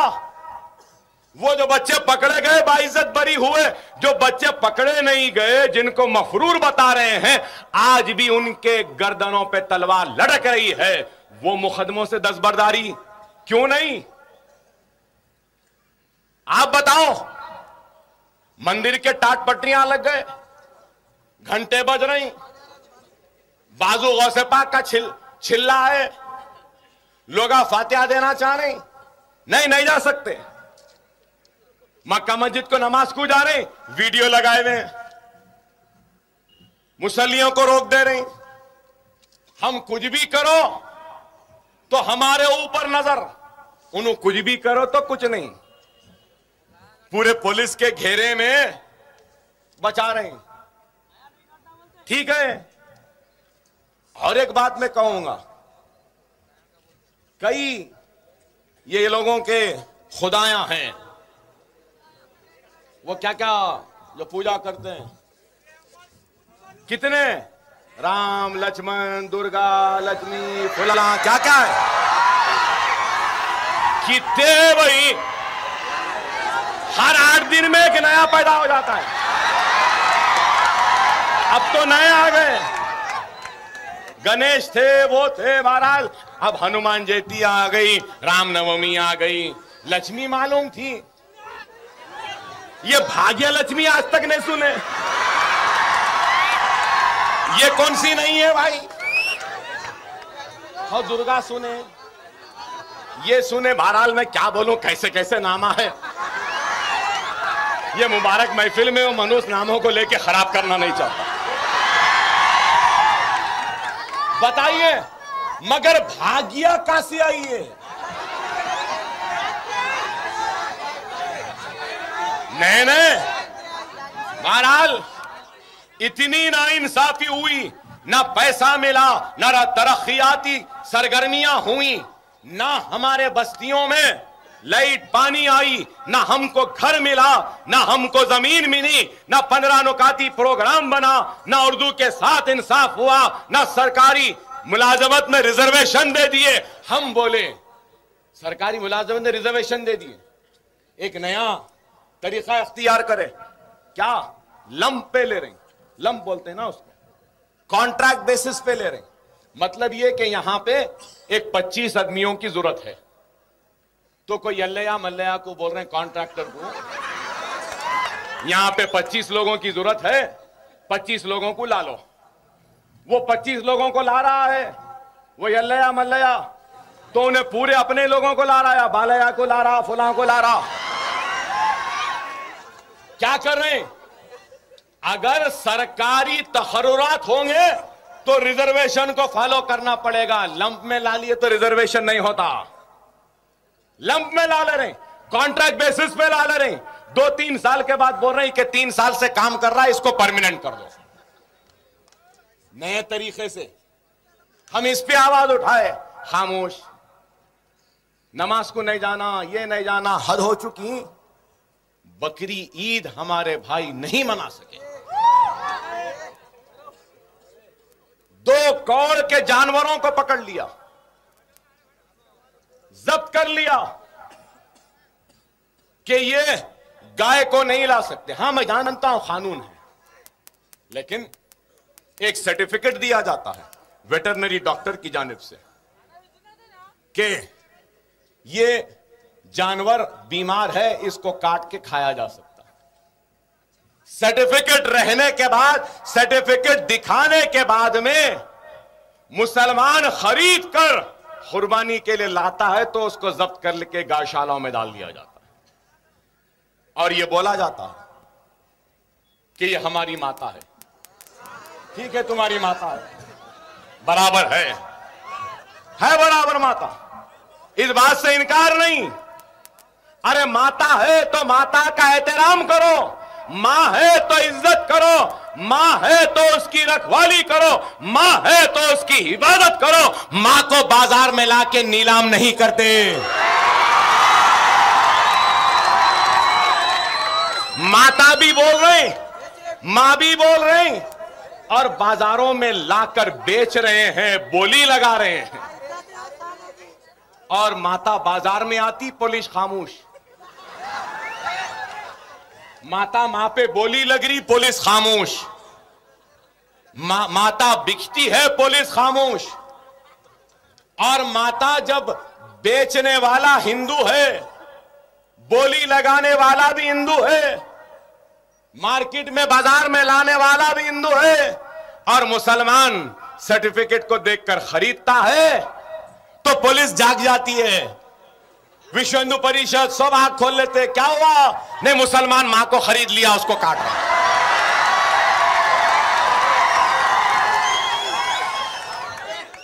बेचने वाला मैं हूं। मार्केट यार्ड में आया वक्त पुलिस सो रही थी क्या? VHP, Bajrang Dal, RSS, BJP कहां लाड़ा करते हुए बैठे हुए थे?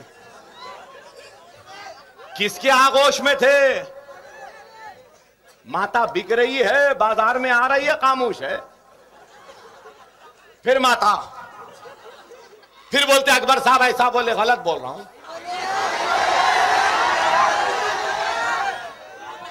हालांकि तुम्हारी माता है, माता बोल रहा हूं मैं तुम्हारे लिए। और आज ऐसा नहीं वैसा नहीं, मुसलमानों, एक बात बोलूंगा, बीजेपी, आरएसएस, संघ परिवार वालों, आप लोग तो निर्मल के हैं, बड़े घने जंगल हैं यहां पे। आगे महाराष्ट्र में हर गर्मियों के सीजन में सरपंच एक परमिट देता है नीलगाय को मार सकते हैं। सही है ना? बच्चे बहुत होशियार हो गए आजकल। कैकू देते हैं। नीलगाय पूरे खेतों को खराब कर दे रही है, चर ले रही है, तो सरपंच साहब थप्पा मार के बोलते हैं कि ये सर्टिफिकेट ले लो, नीलगाय को मार सकते हैं। छोड़ देना तो ये तुम्हारी माता हिंदुस्तान की पूरी हरियाली को चर देगी। एक भी जगह कोई हरा नहीं दिखेगा, सूखा ही सूखा रहेगा। मुसलमानों 2 साल तक मत खाए ना अगर हम, तो खुद ये लोग लाके हमारे दरवाजे पे बोलेंगे कि काट लो, खा लो।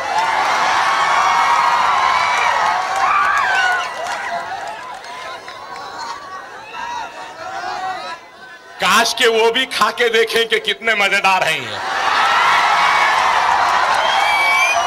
बदनसीब है, नहीं खा रही। हम क्या करेंगे? हम तो खाते आए हैं, बड़ा मजा आता है, और मजे में कोई कॉम्प्रोमाइज नहीं भाई। कैसा करेंगे? मुसलमान तो लवाज़िमात का आदी है भाई। और यही किरण कुमार रेड्डी के दौर में शादनगर में मुसलमानों को झाड़ों को बांध कर मारा गया। शादनगर में पेट्रोल डालकर जला रहे थे, और मैं कहा कि 15 मिनट में मैं पहुंच रहा हूं, तो पूरे के पूरे भाग गए वहां से।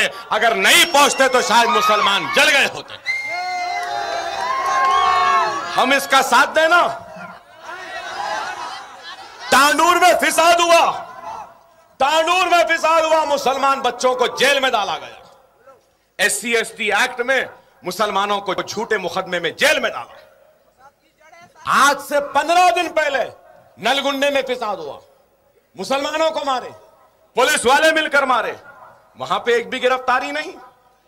अदोनी में फिसाद हुआ, दुकानें जले, मस्जिद जली, बच्चे जेल में गए, वहां पे आज तक कुछ नहीं हुआ। संगारेड्डी में फिसाद हुआ, दुकानें जली, वहां का MLA है, हम बोलते हैं कि ये पीछे है, तो कहते हैं मेरा आदमी है। हाँ, हम जानते हैं किरण, तेरा ही आदमी मुसलमानों को लूटता है। अब आज से 8 दिन पहले नंदियाल में जिलेला गांव में, जिल्लाला गांव में मस्जिद को जला दिए। तस्वीर मेरे पास है, मीडिया को नहीं जाने दिए, लोगों को जाने नहीं दिए, खाक की ढेर में तब्दील कर दिए। क्या आलम है, हम जाना चाहे तो नहीं। मुतवल्ली वो इमाम साहब को इतना मारे कि जिस्म पे हो गया। ये आलम, खाक हो गए मस्जिद जलकर। वहां के मुसलमानों से कह रहे हैं कि गांव में रहना है तो चेहरा नहीं बनाना। और उसके आगे चीफ मिनिस्टर की कॉन्स्टेंसी, पालेर में लोग नमाज पढ़ रहे मस्जिद में मगरिब की, बुलडोजर आके मस्जिद को गिरा देती। ये फिरका परस्ती। और इस फिरका परस्ती के बाद हम इस कांग्रेस का साथ दें, इन दरिंदों का साथ दें, इन बेईमानों का साथ दें, इन जालिमों का साथ दें, मसाजिद को शहीद करने वालों का साथ दें, हमको घर नहीं देने वालों का साथ दें, हमारे बच्चों को जेल में डालने वालों का साथ दें। अरे आज ये किरण कहता है मंजलिस छोटी जमात। अरे दीवाने, तेरे जैसे बहुत आए बहुत गए, बहुत चीफ मिनिस्टर को देखे। अरे जब मैं सियासी जिंदगी में आया ना, जनार्दन रेड्डी चीफ मिनिस्टर थे, विजय भास्कर रेड्डी, NT रामाराव, चंद्राबाबू नायडू, राजशेखर रेड्डी, रोशया, फिर ये फुनफुना खुनखुना ये, और हमको छोटी जमात। अरे दीवाने, याद रख, जब सुनामी आती है, जब तूफान आता है, तो बड़े बड़े दरख्त गिर जाते हैं। पानी की ताकत, पानी की मौज बड़े बड़े दरख्त को गिरा देती है, बड़े बड़े इमारतें गिर जाती हैं, पुरानी पुरानी ताकतवर चीजें गिर जाती हैं। और जब तूफान थमता है तो एक छोटा हरियाली का पौधा लहराता है, टिमटिमाता हुआ बाकी रहता है। मजलिस वो हरियाली का पौधा है जिसे कोई तूफान, कोई सुनामी गिरा नहीं सकती। तेरे जैसे गिर जाएंगे, हम जैसे कभी नहीं गिरते, हम जैसे कभी नहीं गिरते। आज हमसे डरा रहे मुझको, बोल रहे अकबर साहब आप पे मुकदमा है, आपके दुश्मन बहुत हैं। मुझे लोग बोल रहे हैं अकबर साहब आपके दुश्मन बहुत हैं, ये संघ परिवार आरएसएस सब मीर सादिक मीर जाफर की औलादे भी हमारे सपों में भी है। आप इतना मत बोलिए, इतना ना बोलूं तो फिर लानत है मेरी जिंदगी पर। मैं मुसलमान जिसने मेरी हयात के लिए, मेरी सेहत के लिए दुआ की थी, मैं उस मुसलमान का खर्जदार हूं। और वो मुसलमान का खर्ज उस वक्त ही उतर सकता है जब मैं अपने जिंदगी का एक एक लम्हा, एक एक आवाज, एक एक सांस मैं मुसलमानों के लिए कुर्बान न कर दूं।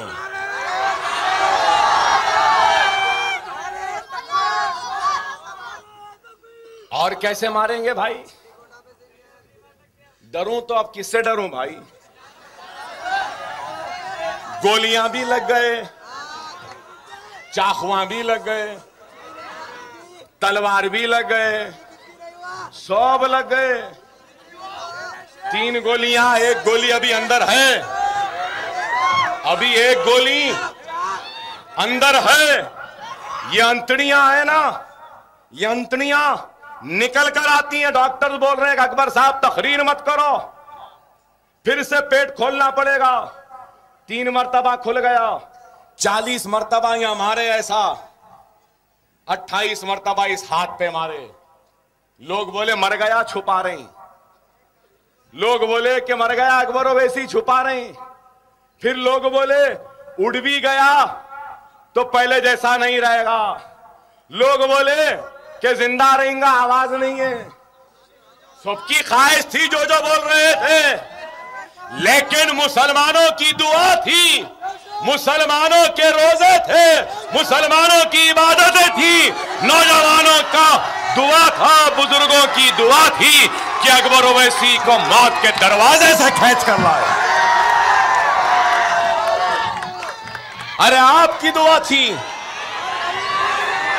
मां और बहनों की दुआएं थी, नौजवानों की थी, बुजुर्गों की थी। रोजे रखे, कोई काबे का तवाफ करने लगे, कोई मस्जिद नबवी में सरकार की बारगाह में हाजिर हो गए, कोई मशाइखीन उज़्ज़ाम, कोई गरीब नवाज सरकार के दरबार में पहुंच गए, तो कोई अपने अपने बारगाहों व खानखाहों में बैठ गए, तो उलमा दुआओं का महफिल करने लगे, मासूम बच्चे दस्तरखान बिछाकर दुआ करने लगे। कोई नजफ को चला गया तो कोई करबला को चला गया। अरे ये दुआएं थीं, और ये दुआओं का नतीजा है कि अकबर ओवैसी आज जिंदा है। लोग बोले पहले जैसा नहीं रहा, पहले तो भी अकबर ओवैसी 40, 45, 50 1 घंटा तकरीर करता था।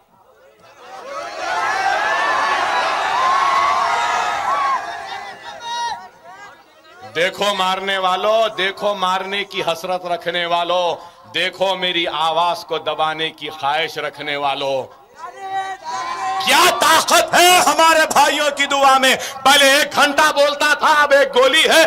3 गोलियां खाकर इतने जख्म खा के 2 घंटे से बोल रहा हूं। इंशाल्लाह और 2 घंटे बोल सकता हूं।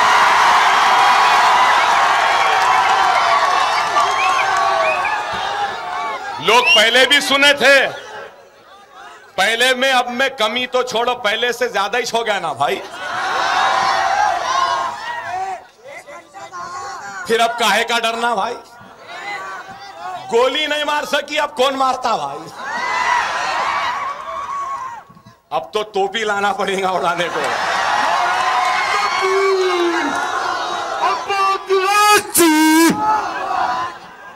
अरे आज अकबर ओवैसी नहीं तो अल्लाह का काम रुकने वाला नहीं है। अल्लाह अकबर ओवैसी का मोहताज नहीं, अकबर ओवैसी अल्लाह का मोहताज है। अल्लाह का फजल है, करम है कि अल्लाह ने मुझ गुनहगार को मौका दिया, मुझसे काम ले रहा है आपका। अल्लाह का काम रुकने वाला नहीं।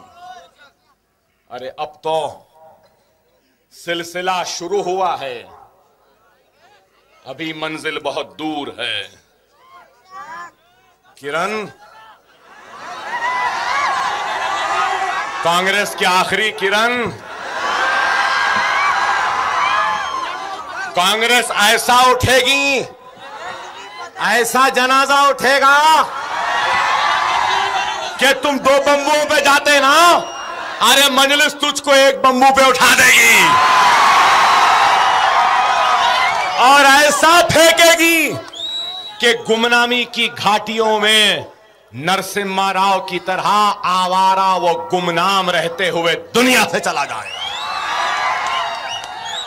मुसलमानों के दुश्मन, मंदिर बनाने वाले चीफ मिनिस्टर नरसिम्हा राव के जानशीन, अभी आंध्र प्रदेश का मुसलमान जिंदा है, हमारा ईमान जिंदा है, हमारी जमात है, हम तुझको चैन से बैठने नहीं देंगे।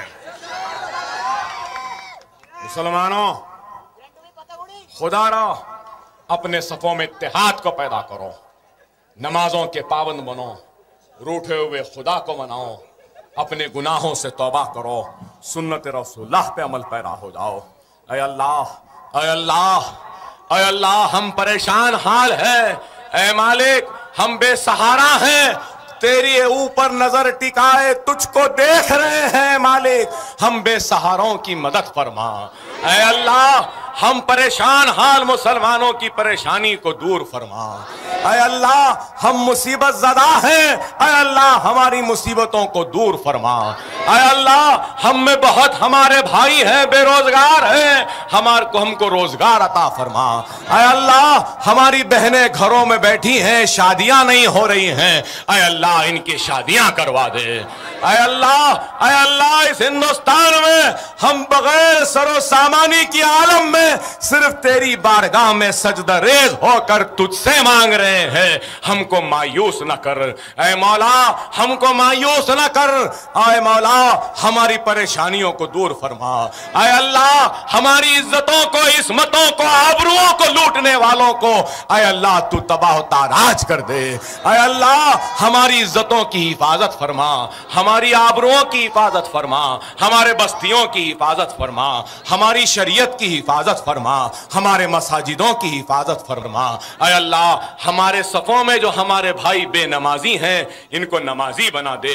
ऐ अल्लाह, हमारे भाई जो शराब पीते हैं, इनको शराब की इस लत को इनको छुड़ा दे। ऐ अल्लाह, हमारे भाई जो जिना करते हैं, इनको जिना से दूरी अख्तियार करने की हिदायत अता फरमा।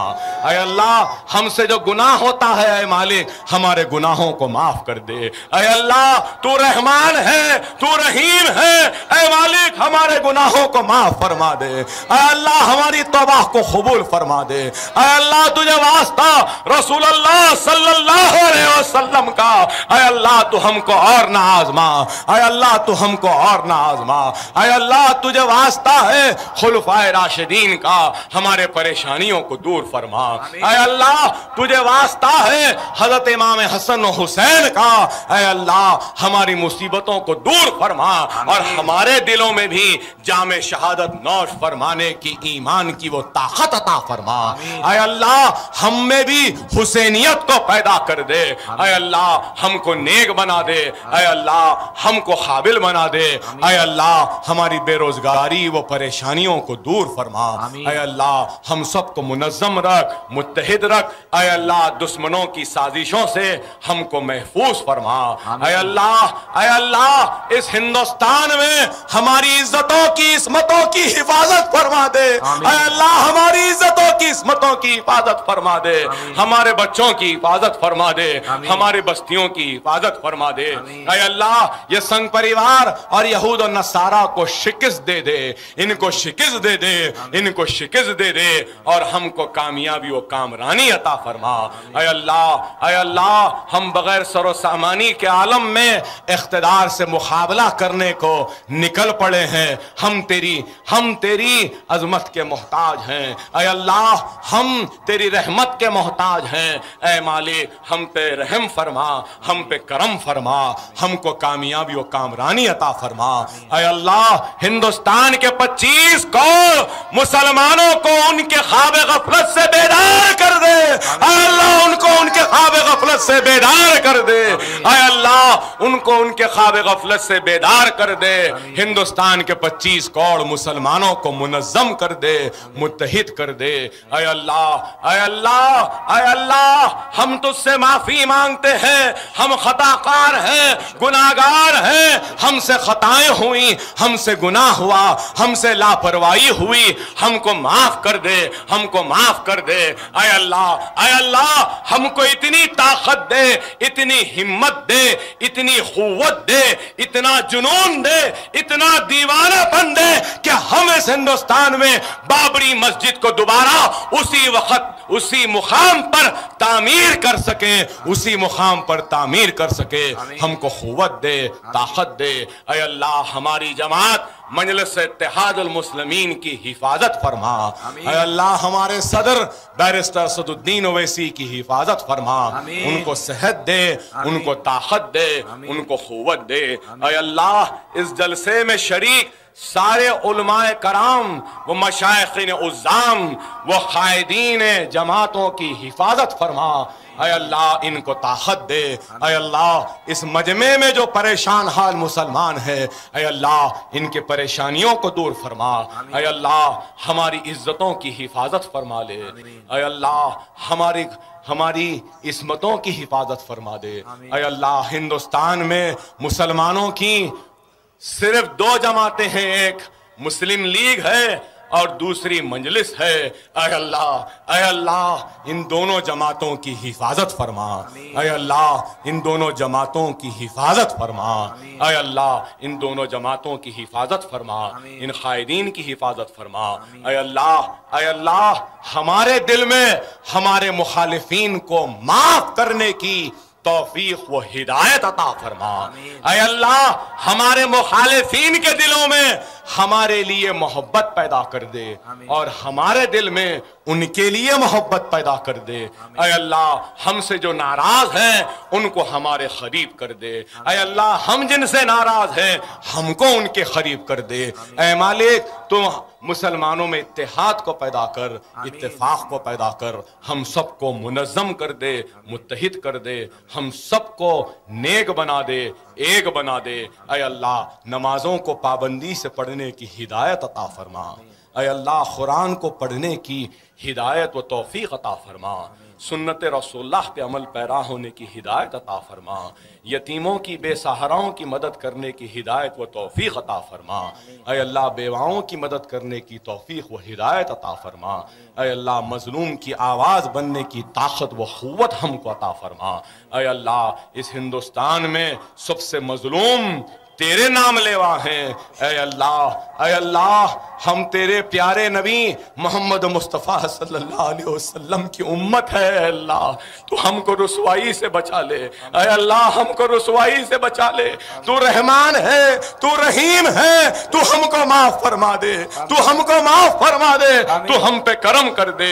ऐ मालिक हमारा कोई नहीं है, हम तेरे प्यारे हबीब मोहम्मद मुस्तफ़ा सल्लल्लाहु अलैहि वसल्लम की उम्मत है। हमको बस तेरा ही सहारा है, हम तुझ पर ही नजर टिकाए देख रहे हैं। ऐ अल्लाह तू हमारी मदद फरमा, ऐ अल्लाह तू हमारी मदद फरमा, हम सबको एक कर दे, नेक कर दे, हम सबको मुनज़्ज़म कर दे, मुत्तहिद कर दे। अल्हम्दुलिल्लाह, अल्हम्दुलिल्लाह। और मैं आप तमाम से सिर्फ एक ही दरख्वास्त करूंगा कि इतनी देर मैंने मुखातिब किया है, इतनी देर आप सुने हैं, मेरा हदिया समझिए या मेरी ताकत समझिए, वो ये है कि ऐसा जोरदार आवाज लगाना कि आदिलाबाद और फिर हैदराबाद तक जाना, और जिसको भी हिलना है वो हिल जाना, और ये किरण का पैजामा गीला हो जाना। नारे तकबीर, नारे तकबीर, नारे तकबीर। आखिरुद्दान अल्हम्दुलिल्लाह रब्बिल आलमीन। शेरे दक्कन, शेरे दक्कन, अकबरुद्दीन अवासी, अकबरुद्दीन अवासी, अकबरुद्दीन अवासी। नारे तकबीर, नारे तकबीर, अल्लाहू अकबर। हबीबे मिल्लत जिंदाबाद, हबीबे मिल्लत जिंदाबाद। नारे तकबीर, अल्लाहू अकबर, नारे तकबीर, नारे तकबीर, अल्लाहू अकबर, पुकारो अल्लाह तक, नारे तकबीर, नारे तकबीर, नारे तकबीर। शेरे दक्कन जिंदाबाद, शेरे दक्कन जिंदाबाद। आया आया आया आया को